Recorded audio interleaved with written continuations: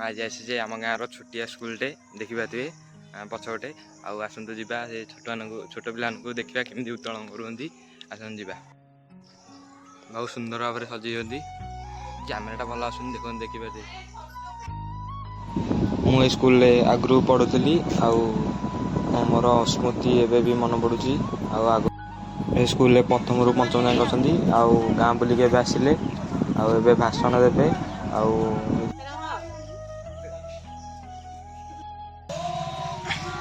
गीत बोला स्टार्ट है देखा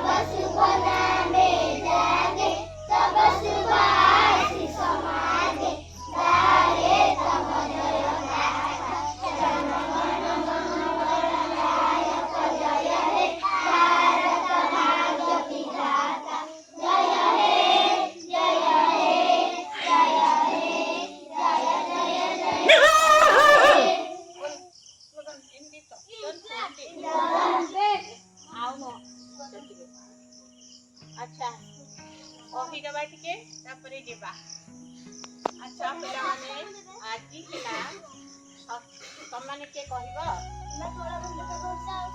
आमे कहछने आज हिला 77तम स्वाधीनता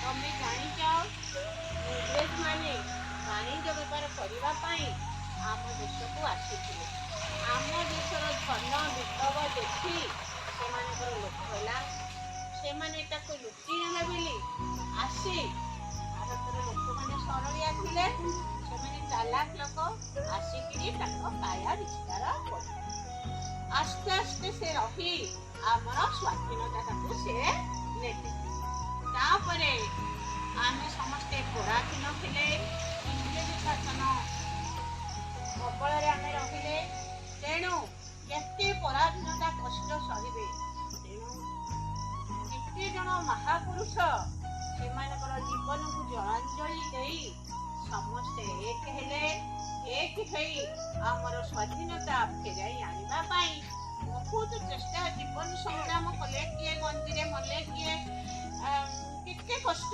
पाइले पाइकिरी आमर स्वाधीनता फेरी केते आसिला 1947 मसिया स्वाधीनता दिवस को मन रखा प्रत्येक कार्यानुष्ठान प्रत्येक कार्यानुष्ठान जातीय पताका ଯାଇ ତାହାକୁ ଭାରତ ମାତାକୁ ସମ୍ମାନ କରାଯାଉଛି। ଏହାକୁ ମନେ ରଖିବା ପାଇଁ ପ୍ରତିବର୍ଷ ପ୍ରତି କାର୍ଯ୍ୟାନୁଷ୍ଠାନରେ ଏ ଜାତୀୟ ପର୍ବ ପାଳନ କରାଯାଏ। ହେଲା, ମୁଁ ଏତିକି କହୁଛି, ଏଇଟା ହେଲା ମୋର ଶେଷ ବର୍ଷ। ତମମାନଙ୍କୁ ଆଶୀର୍ବାଦ କରୁଛି, ଭଲ ମଣିଷ ହୁଅ, ବ୍ୟବହାର ଶିଖ, ଗୁରୁଜନଙ୍କୁ ଭକ୍ତି କରିବା ଶିଖ, ବାପା ମାଙ୍କୁ ସକାଳେ ଉଠି ମୁଣ୍ଡିଆ ମାର। ସେ କଣ କହୁଛନ୍ତି, ବାପା ମା କେବେ ବି ତମର ଅମଙ୍ଗଳ ଚିନ୍ତା କରିବେ, ତାଙ୍କ କଥା ମାନିକି ପାଠ ପଢ, ଜିଦ୍ କରନି, ଯୋଉଠି ତ ଭଲ ହବ ସେଥିପାଇଁ ତମକୁ ବାପା ମା ଗୁରୁଜନ ଗୁରୁଜୀ ଚାହିଁବେ, ସେମାନଙ୍କୁ ସମ୍ମାନ ଦିଆ। ଦେଖ, ଏତିକି ମୋର ଶେଷ କଥା। ଏଇଟା ମୋର ଶେଷ ବର୍ଷ।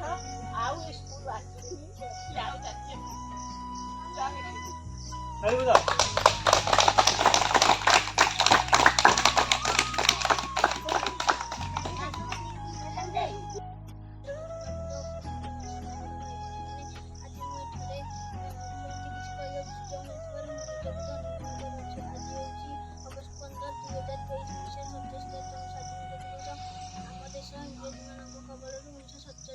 ସ୍ୱାଧୀନ ହୋଇଥିଲା।